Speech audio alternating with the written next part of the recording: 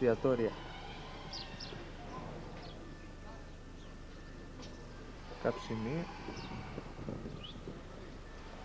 Πύλη.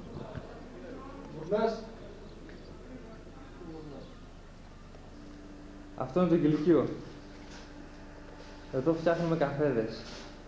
Το ψυγείο. Ψυγείο μας. Καψιμιτής. Τα πορτοκάλια του διοικητή, παρακαλώ. Για να δω. Με αυτά τα πορτοκάλια Στείλαμε για το διοικητή. το χειμώνα, Έτσι. Ήμουν κι εγώ εδώ πέρα κάποτε, έψαχνα καφέδες. Να εδώ γαλλικός, καπουτσίνο εδώ πέρα, φραπέ. Κύριε Τσουλακίδη, έτσι έχουν τα πράγματα, είσαι πράκτορα στη σπίτι. Τραβάει, Κατάλαβες. Αυτά είναι. Ποιος είναι τώρα? Εδώ είναι ο θάλαμος του Λιτ.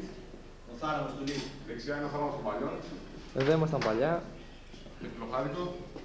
Εδώ, όπως παίρνεις από εδώ, κύριε Τσουλακίδη, να Εδώ είναι ακούγεται. η παλή, Πάρε λίγο τη Λότους απ' έξω. Ναι, αυτή είναι Ναι, πάρε λίγο τη Λότους, είναι του Χαρούλη η Λότους. Α, ναι. Του Μαρινάκη τράβα εδώ πέρα που είναι σε κατάσταση να πούμε Η γαμισέτα. σειρά κοιμάται εδώ πέρα. Κομπαλές. Πάρε λίγο εδώ. Τη Σίλβια τράβα λίγο μία από εδώ. Το κοκκινομάγουλο της Σωριά. Σοβαρά αυτός είναι. Αυτός είναι ο Γουδινομάγουλος, είναι Δεν το πήρα σκουπιά, χαμπάρι. Ο Αλφαμίτης εκεί ψάχνει και καλά.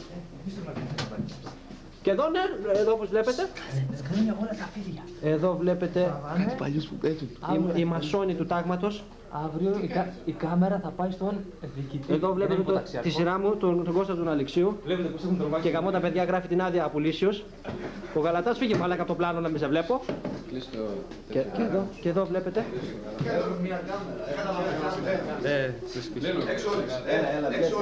Εδώ ο αξιωματικός υπηρεσίας ο κύριος Ακάρας.